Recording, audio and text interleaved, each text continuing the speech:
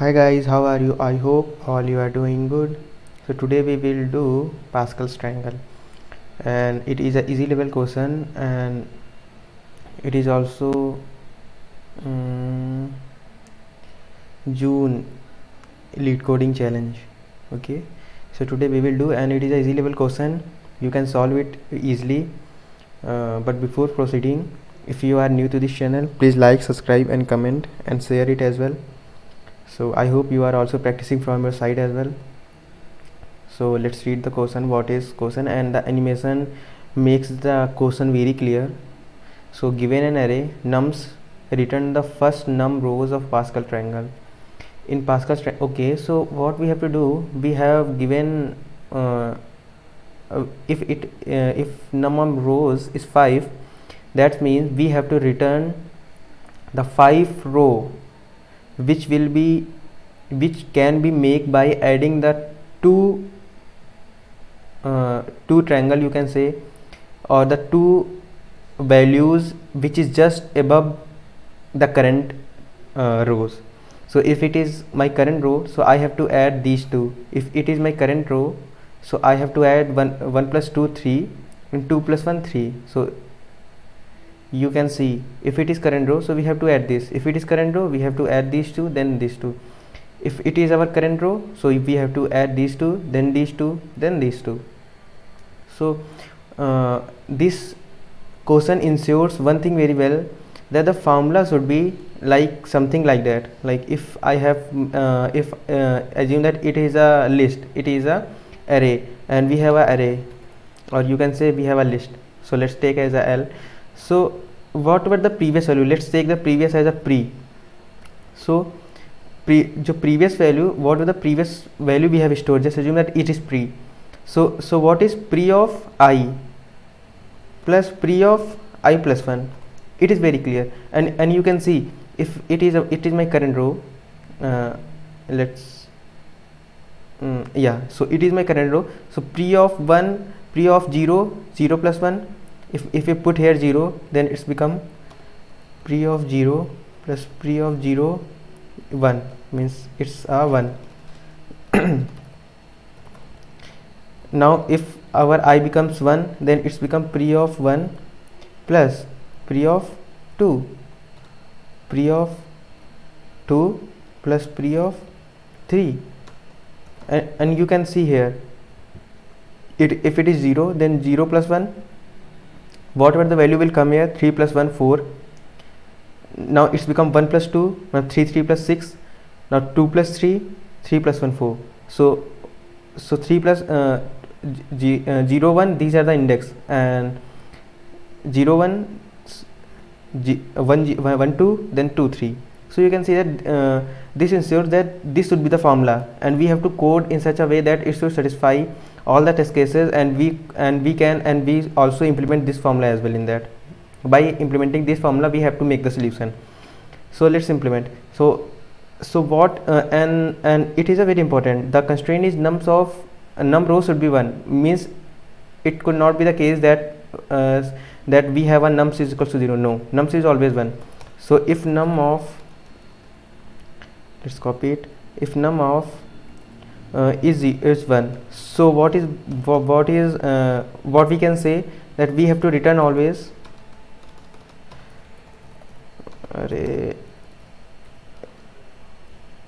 this thing we have to return. If nums of is equals to 2, so what we have to return, we have to return 1 comma 1, because I am totally coding, whatever I am coding, I am just whatever the animation is here given, I have just coded. I am changing the animation in the code form. So you can also see that the animation is starting from here. So these two value we have to somewhere store, and we have to play with the question by assuming these two rows, that these two rows is always there. We do not need to compute these two rows. So instead of taking this, I am making a variable result which we have to return. Okay, so this is our formula. So let it below.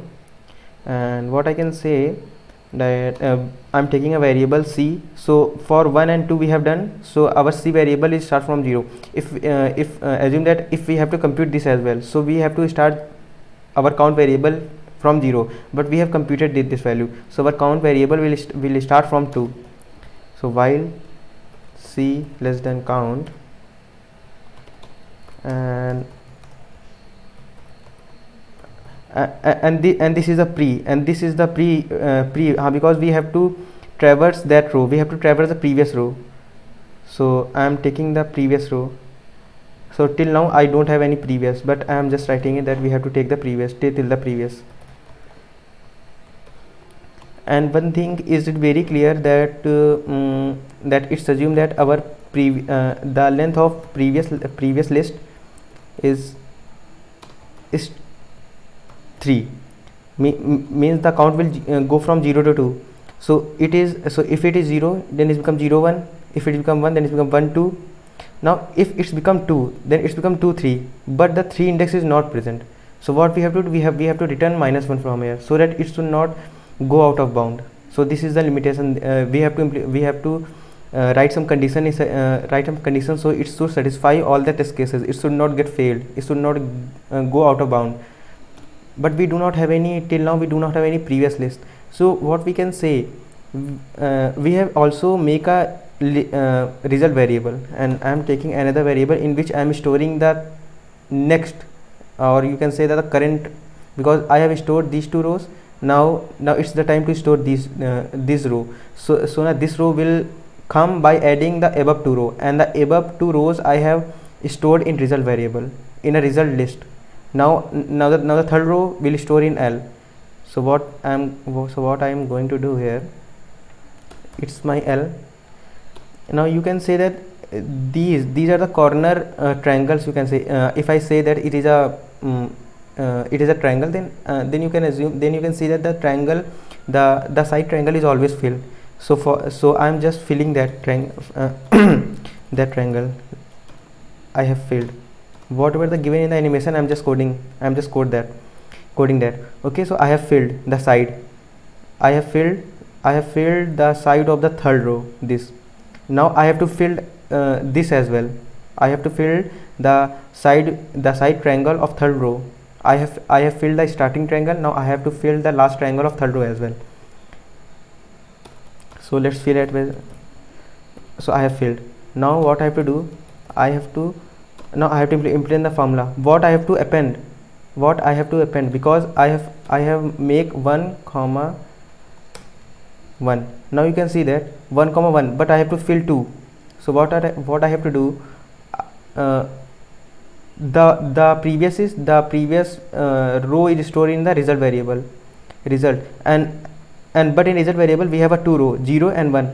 So now how you can fetch the last, because you have to play with that row, you have to make 2 by adding 1 and 1 of the last row of the which is at the first row. You have to add that values. So for that, you know that how we can fetch it. We have -1. -1 indicates that whatever the list is present in the list, whatever the last list is present in the result list, you have to access.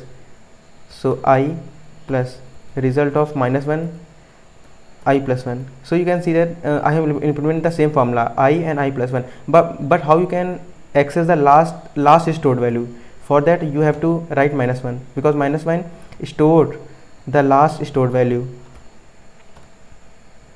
So this is the so this is all about. So now what I have to do, I have to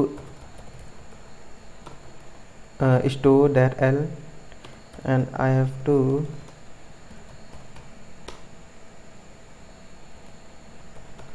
return the result variable.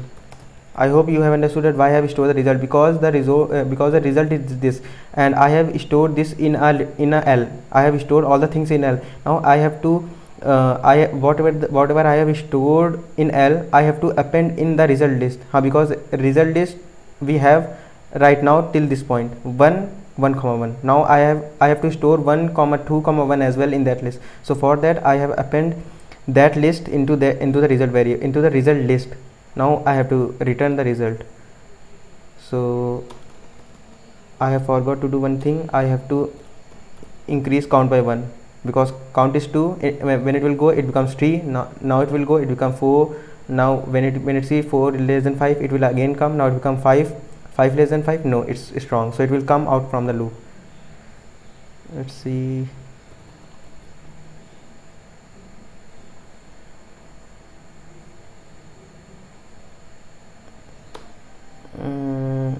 Two, yeah, okay. Result c is equals to 2 less than 1, 1 minus 1 minus 1 I plus 1. Okay, now let's run it.